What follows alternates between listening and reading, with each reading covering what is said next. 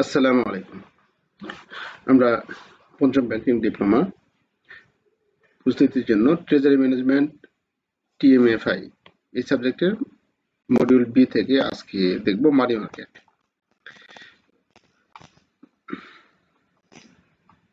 মানি মার্কেটে আমাদের এই অধ্যায়ের অনেক পড়া। আমরা ফার্স্ট পার্টের যে এমএফএস সাবজেক্ট আছে, এমএফএস সাবজেক্টের সাথে অনেক কিছু মিল আছে, আর অনেক কিছু আমাদের জানাও আছে। ছোট একটু অধ্যায় আমরা এই অধ্যায়ে দেখব।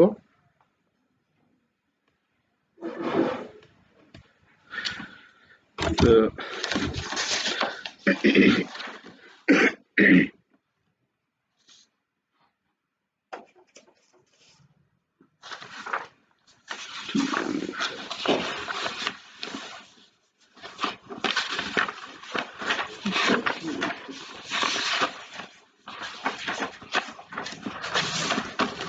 আচ্ছা, টিএমএফআই এ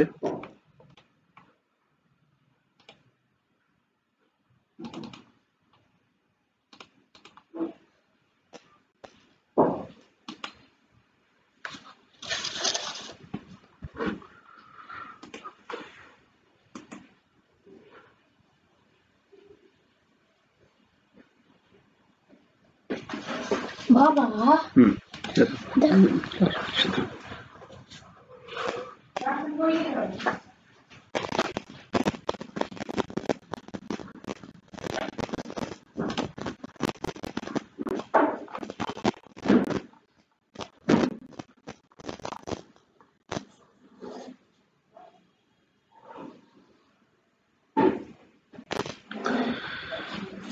আচ্ছা, আমাদের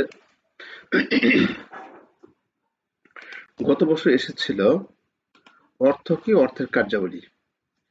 অর্থ কি অর্থের কার্যাবলী, এটা 99তম ব্যাংকিং ডিপ্লোমা পরীক্ষায় আসছিল। হ্যাঁ, অর্থ কি অর্থের কার্যাবলী এটা আসছিল। আর আমাদের আসছিল বাংলাদেশের প্রেক্ষাপটে মুদ্রা বাজারের পণ্য সমূহ সংক্ষেপে বর্ণনা। মুদ্রা বাজারের পণ্য,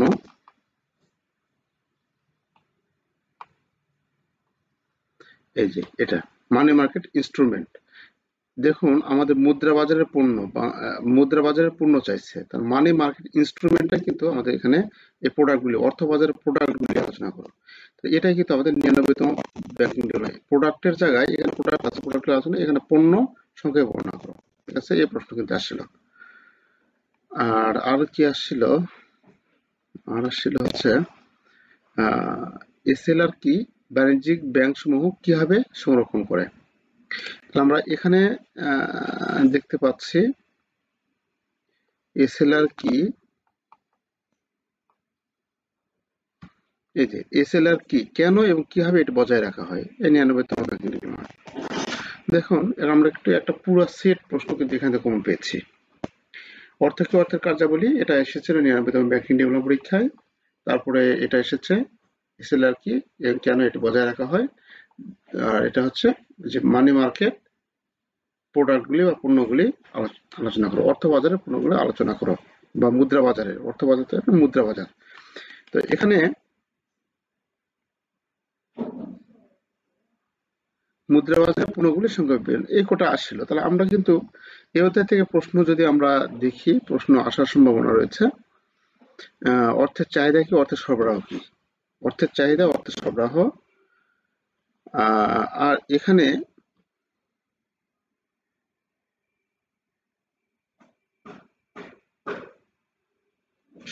ক্যাশ রিজার্ভ রেশিও, সিআরআর এটা সিআরআর কেন করা হয়, আর এটা এসএলআর তো এসেছিল, এটাও তো এসেছিল।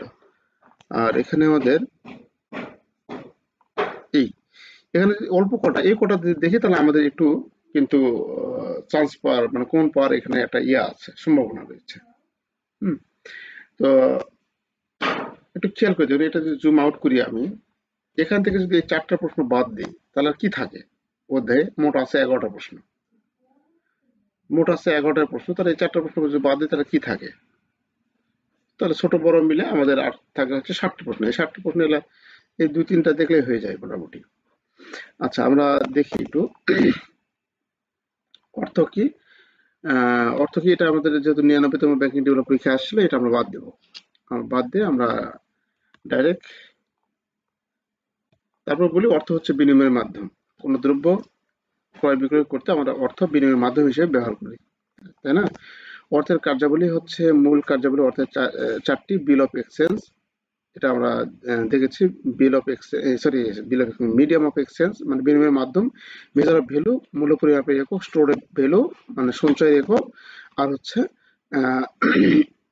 মিনস অফ ভ্যালু ট্রান্সফার, যেটা স্ট্যান্ডার্ড অফ ডিফার্ড পেমেন্ট বিলম্বিত পেমেন্টের মান হিসেবে ব্যবহার হয়। এই চারটি হচ্ছে মূল কাজ। আচ্ছা, এটা আসলে আমাদের 99তম ব্যাংকিং ডেভেলপ পরীক্ষা, এটা আমরা বাদ দেব। হ্যাঁ, এখন discuss the kinds of classification of money, মানির যে ধরন সমূহ প্রকারভেদ সেটা এখানে আলোচনা করছে, এটা আসবে না। এর মধ্যে থেকে অনেক ধরনের প্রশ্ন আমরা জানতে পারি। প্রশ্নটা এই প্রশ্নটা অনেক মজার পড়া, আপনারা একটু পড়ে নেবেন।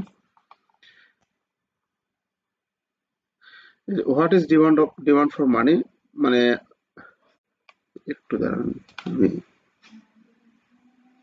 এখানে যদি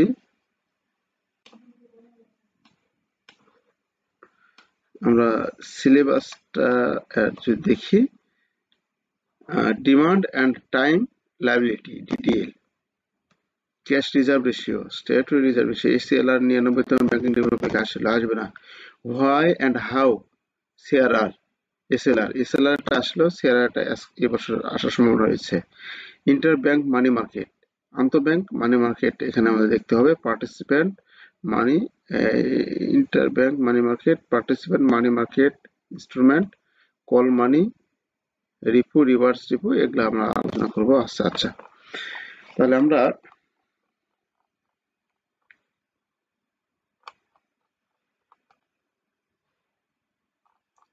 discuss the kind of money, এই মানিটা আমরা দেখে নেব। তাহলে what is demand for money, অর্থের চাহিদা কি?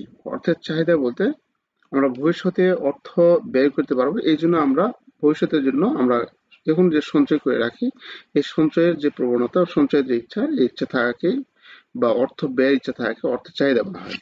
অর্থের চাহিদা বলতে অর্থের পরিমাণ বোঝায় যা ব্যক্তি বা সংস্থা বা প্রতিষ্ঠানগুলি লেনদেন এবং সতর্কতামূলক উদ্দেশ্য রাখতে চায়। অন্য কথায়, পণ্য পরিষেবা কেনার বিনিময়ের মাধ্যম হিসেবে বা অপ্রত্যাশিত ভবিষ্যতে ব্যয়ের জন্য সঞ্চয়ের ভান্ডার হিসেবে ধরে রাখার ইচ্ছা কি, মানে ভবিষ্যতে পণ্য বা পরিষেবা কেনার জন্য এবং অপ্রত্যাশিত কোনো ঘটনা ঘটলে সেই ঘটনা আমরা মোকাবেলা করার জন্য বা সেই ঘটনার জন্য আমরা যেন ব্যয় নির্বাহের জন্য আমরা ভবিষ্যতের উদ্দেশ্যে কোনো টাকা ধরে রাখার ইচ্ছাকেই আমরা অর্থের চাহিদা বলি। অর্থাৎ আমি কোনো কিছু খরচ করব, এই খরচ করার জন্য বা আমি ব্যাংকে টাকা 1000 টাকা করে ডিপিএস রাখবো, এই ডিপিএস এর জন্য আমার যে ইচ্ছাটা, এই ইচ্ছাটাই হচ্ছে আমার অর্থের চাহিদা। টাকা রাখার জন্য বেশ কয়েকটি উদ্দেশ্য রয়েছে। অর্থের রাখার জন্য বেশ কয়েকটি লেনদেনের চাহিদা, সতর্কতামূলক চাহিদা, অনুমানমূলক চাহিদা। সেদিন আমরা দেখেছি এটা, ও না এটা এমএফএস ছিল। লেনদেনের চাহিদা, লেনদেনের চাহিদা ট্রানজেকশনের চাহিদা। আমার লেনদেনের চাহিদা থাকতে পারে, আমরা এক অ্যাকাউন্ট থেকে অ্যাকাউন্টে পার করে দেবো, এই জন্য আমাদের লেনদেনের চাহিদার জন্য আমাদের অর্থের প্রয়োজন হতে পারে। সতর্কতামূলক চাহিদা, আমরা ভবিষ্যতে সতর্ক অবস্থায় থাকবো, সতর্ক অবস্থার জন্য আমাদের লেনদেনের চাহিদা, অর্থের চাহিদা থাকতে পারে। অনুমানমূলক চাহিদা, আমরা ভবিষ্যতে আহ, একটা হয়তো এক খণ্ড জমি কিনবো, সেটা আমাদের দাম বাড়তে পারে, এই জন্য আমরা কি করতে পারি, ওই জমিটা কিনে রাখতে চাচ্ছি, এটার নাম হচ্ছে অনুমানমূলক চাহিদা। এই উদ্দেশ্যগুলোর জন্য আমাদের অর্থ চাহিদা থাকতে পারে। মানি সাপ্লাই, সাপ্লাই হচ্ছে কি, ওটা চাহিদা, এটা হচ্ছে যোগান। অর্থ সরবরাহ বা অর্থ যোগান। অর্থ যোগান কি? অর্থ সরবরাহ বলতে একটি নির্দিষ্ট সময়ে একটি নির্দিষ্ট অর্থনীতিতে প্রচলনের মোট পরিমাণকে বোঝায়। একটি অর্থ সরবরাহ বলতে একটি নির্দিষ্ট সময়ে একটি অর্থনীতিতে প্রচলনের মোট পরিমাণকে বোঝায়, অর্থাৎ প্রচলনযোগ্য মোট অর্থের পরিমাণকে বোঝায়। এতে সমস্ত ধরনের অর্থ অন্তর্ভুক্ত রয়েছে, যেমন নগদ, কয়েন, ব্যাংক আমানত এবং অন্যান্য তরল উপকরণ যা সহজে নগদে রূপান্তর করা যেতে পারে। অর্থাৎ একটি অর্থনীতিতে একটি দেশের মধ্যে, যেমন বাংলাদেশে যে প্রচলনযোগ্য যত অর্থ আছে, যত ধরনের অর্থ আছে, সবগুলোকেই আমরা বলবো কি অর্থের যোগান, সবগুলোকে বলবো কি অর্থের সরবরাহ। যে অর্থগুলো সার্কুলেশন হচ্ছে, যতগুলো আমাদের প্রচলনযোগ্য নোট আছে, আমরা ব্যাংকার তারা জানি প্রচলনযোগ্য এবং অপ্রচলনযোগ্য নোট কি। যে নোটগুলো বাইরে আমরা প্রচুর ইয়া করতে পারি না, কাস্টমারকে দিতে পারি না, যেটা কাস্টমার নিবে না, যেটা চলবে না, সেটা হচ্ছে আমাদের কাছে অপ্রচলনযোগ্য নোট। এটা বাংলাদেশ ব্যাংকে আমরা জমা দিই, বাংলাদেশ ব্যাংক সেগুলা কি করে, সেটা নষ্ট করে দেয়। আচ্ছা, তো অর্থ সরবরাহ তাহলে আমরা কি বুঝি, যে একটা দেশের অর্থনীতিকে নিয়ন্ত্রণ করার জন্য আমাদের অর্থ সরবরাহ রাখা, নিয়মিত রাখা অত্যন্ত জরুরি। এই অর্থ সরবরাহ কতটুকু থাকবে, কি থাকবে, এটা বাংলাদেশ ব্যাংক এটা মুদ্রানীতি প্রণয়নের মাধ্যমে এটা নিয়ন্ত্রণ করে থাকে। আচ্ছা, what is measure of money supply in monetary system? এর আগে যেটা দেখেছি এটাই, ওটা M1 এবং M2, এটা আমাদের ট্রেজারি ম্যানেজমেন্ট, যেহেতু এই আলোচনাটা আমরা করবো না, এখানে দেখবো না, এটা আসবে না। Describe the two type of bank liability.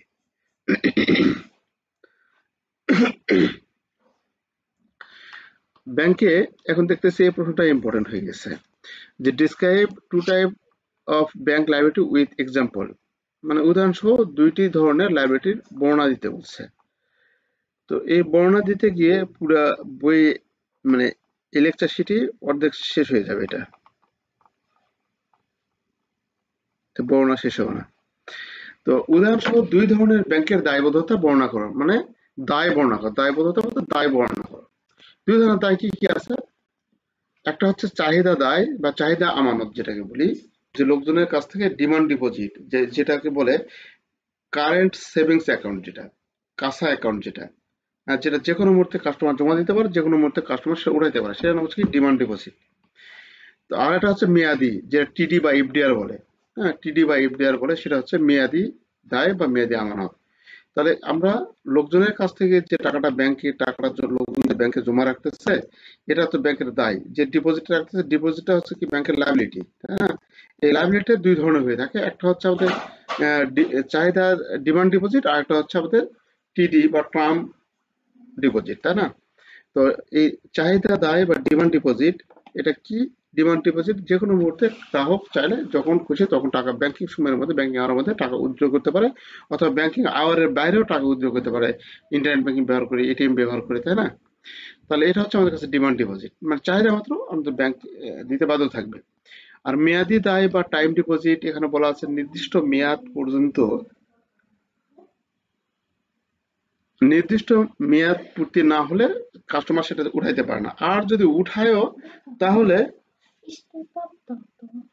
তাহলে তার সে আর্থিক ক্ষতি হতে পারে, মানে জরিমানা হতে পারে। আর্থিক ক্ষতি বলতে এখানে জরিমানা হতে পারে, যে আপনি এফডিআর করছেন 1 বছরের জন্য, সেখানে দেখা যাচ্ছে এফডিআর 3 মাস পর ভাঙতে আসছেন, তাহলে তার এক্সেস ডিউটি 1 বছর এক্সেস ডিউটি কাটে কুটে দেখা যাবে যে দেখা যাবে তার আরো পেনাল্টি লাগতে পারে। এইরকম টাইম ডিপোজিটটা হচ্ছে একটা নির্দিষ্ট সময় বা মেয়াদ পার হবে, এটা আপনারা ভালোই জানেন, আমার চেয়ে ভালো জানেন বা ভালো গুছিয়ে লিখতে পারবেন। তাহলে এটা টাইম ডিপোজিট হচ্ছে একটা নির্দিষ্ট সময় পর আমরা উইথড্র করতে পারি, কাস্টমার উইথড্র করতে পারে। আচ্ছা, এখানে আমাদের টাইম ডিপোজিট এবং time demand deposit DD, DD, আর এটা হচ্ছে টাইম ডিপোজিট হচ্ছে টিডি। এই ডিডি এবং হচ্ছে টিডির জন্য আমাদের কিছু প্রোডাক্ট আমরা যেটা বলি ব্যাংকে, এগুলো আমাদের আছে চাহিদা দায়।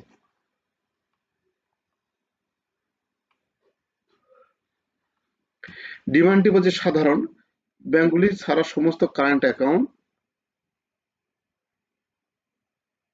মানে যত কারেন্ট অ্যাকাউন্ট বলে সিএ, কাঁচা account, current account savings account, তাই না? মোট কথা কারেন্ট অ্যাকাউন্ট সেভিংস অ্যাকাউন্ট, কাঁচা অ্যাকাউন্ট, এই কাঁচা অ্যাকাউন্ট গুলো হচ্ছে ডিমান্ড ডিপোজিট। সমস্ত নগদ ক্রেডিট অ্যাকাউন্ট, ক্রেডিট ব্যালেন্স, সঞ্চয়ী ব্যাংক অ্যাকাউন্টের, মানে জেলা জেলা বোঝায় সেগুলো আমরা লিখবো। এখানে 8 ধরনের দেওয়া আছে, আপনি যে কদিনের পারেন দিবেন। আচ্ছা, অন্যান্য সমস্ত আমানত জনসাধারণের কাছে প্রতিরোধ চাহিদা, যেমন বকেয়া বিল, পেমেন্ট অর্ডার। আর স্বল্পমেয়াদী যে ঋণগুলো আছে, স্বল্পমেয়াদী যে ঋণগুলো আছে বা স্বল্পমেয়াদী যে জমাগুলো আছে, এই জমাগুলাই হচ্ছে আমাদের কাছে ডিমান্ড ডিপোজিট আন্ডারে থাকবে। তারপরে হেডিং আছে আমাদের অন্যান্য চাহিদা দায়। অন্যান্য চাহিদার মধ্যে আছে আমাদের ESC margin, guarantee margin, locker fee, নিরাপত্তা, দাবিহীন লভ্যাংশ, ক্রেডিট ব্যালেন্স, এই জিনিসগুলা। তো এই জিনিসগুলো দেখবো অন্যান্য চাহিদা দায়, অন্যান্য ডিমান্ড ডিপোজিট। অন্যান্য ডিমান্ড ডিপোজিট চাহিদা দায় আছে, এটা ডিডি আমরা লিখবো, demand deposit, LC margin, guarantee margin, locker fee, নিরাপত্তা আমানত ইত্যাদি। আর এখানে আমাদের ফিক্সড ডিপোজিটের মধ্যে কি কি আছে, টিডির মতো, এফডিআর এর মতো। এফডিআর এর মেয়াদি জমা সাধারণ, ব্যাংক ছাড়া অন্যান্য গ্রাহকদের কাছে স্থায়ী আমানত, বিশেষ নোটিশে অন্যান্য ব্যাংকের আমানতগুলি ছাড়া সঞ্চয় ব্যাংক আমানতের একটি মেয়াদি অংশ, স্বল্পমেয়াদী আমানতের অ্যাকাউন্ট, পুনরাবৃত্ত আমানত, উপরের সমস্ত অ্যাকাউন্টের সুদ সংগ্রহীত। যাক, এখানে আমাদের কোনগুলো আমাদের টাইম ডিপোজিট গুলো হবে, সেই টাইম ডিপোজিট গুলো এখানে আমাদের উল্লেখ করা আছে। এখান থেকে 4-5টি করে অন্ততপক্ষে দেওয়ার চেষ্টা করবেন, যে কটি মনে থাকে আর কি। এগুলো আবার এখানে ব্যাখ্যা করা আছে, এই জন্য একটু বেশি বড় হয়েছে। চাহিদা দায় এগুলা কি, কোনটা কি, এটা একটু পড়ে নেবেন, অনেক বড় প্রশ্ন।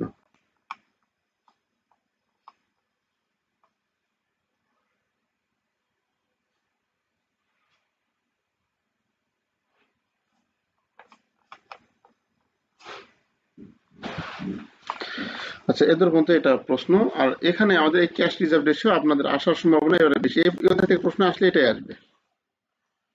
হুম, যে আপনার ব্যাংকের 2 ধরনের দায় উল্লেখ করুন, এরকম দায়ের কথা বলা থাকতে পারে। আর আমাদের এই ক্যাশ রিজার্ভ রেশিও, সিআরআর যদি আমাদের আসে, এই অধ্যায় থেকে যদি প্রশ্ন আসে এটাই আসবে।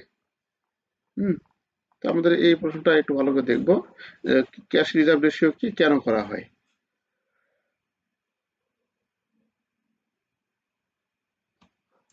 সিআরআর মানে হলো ক্যাশ রিজার্ভ রেশিও বা cash reserve requirement.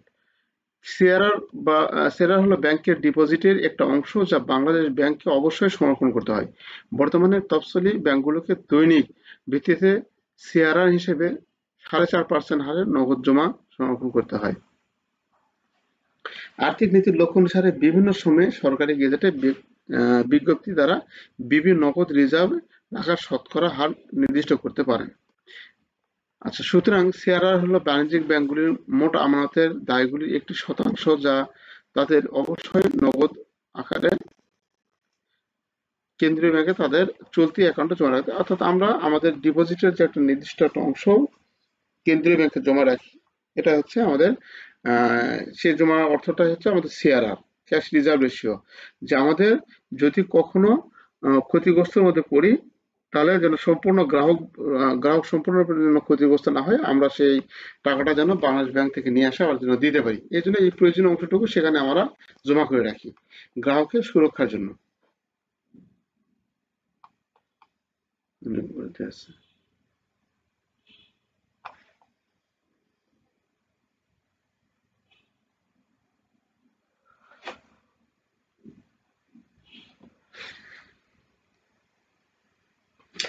Component of cash reserve ratio.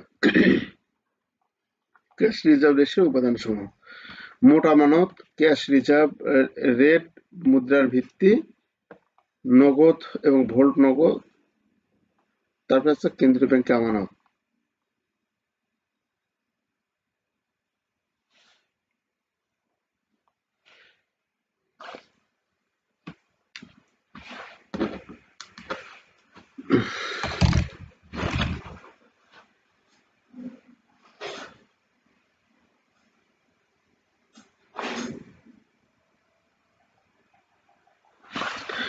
আচ্ছা,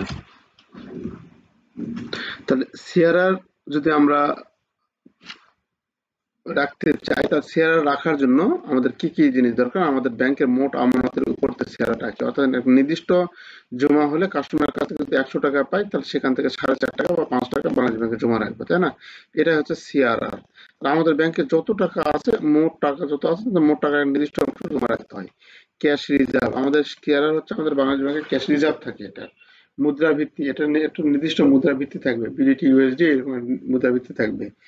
আহ যে দেশ সে দেশের তার মুদ্রার ভিত্তিতে এটা ধারণা রাখে। নগদ এবং ভোল্ট নগদ, এই উপাদানের মধ্যে হচ্ছে বাণিজ্যিক ব্যাংক তাদের ভোল্টে রাখা প্রকৃত মুদ্রা এবং সেই সাথে সহায়ক রক্ষিত নগদ মজুদ।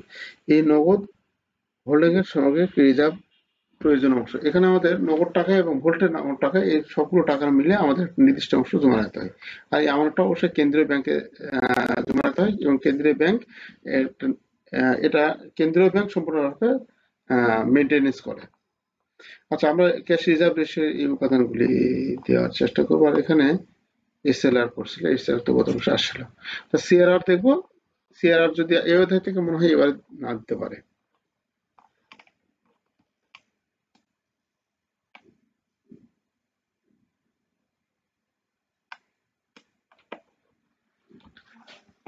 আচ্ছা, এই অধ্যায় তার কিছু নাই।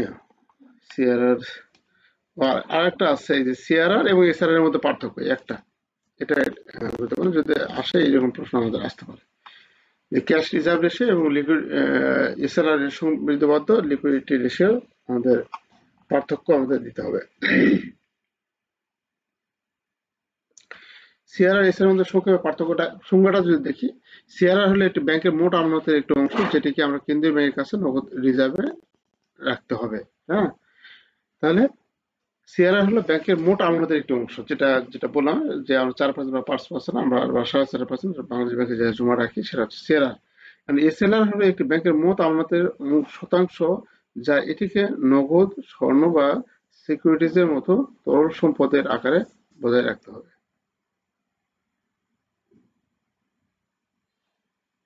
তা সরকারি সিকিউরিটিজের মতো তরল সম্পদ আকারে এটা বজায় রাখতে হবে এসএলআর। এটা কি? মোট আমানতের অংশ যা এটিকে নগদ, স্বর্ণ বা সরকারি সিকিউরিটিজের মতো তরল আমানত হিসেবে রাখতে হবে। আচ্ছা, সিএলআর এসএলআর এই দুটো সংজ্ঞা থেকে আমরা এটা পড়তে পারবো।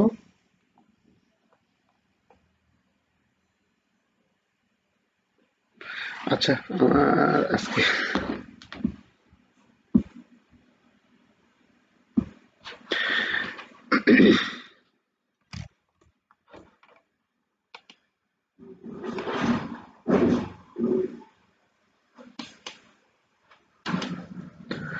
আচ্ছা, এরপর মনে হয় আপনাদের রিস্ক ম্যানেজমেন্ট আছে।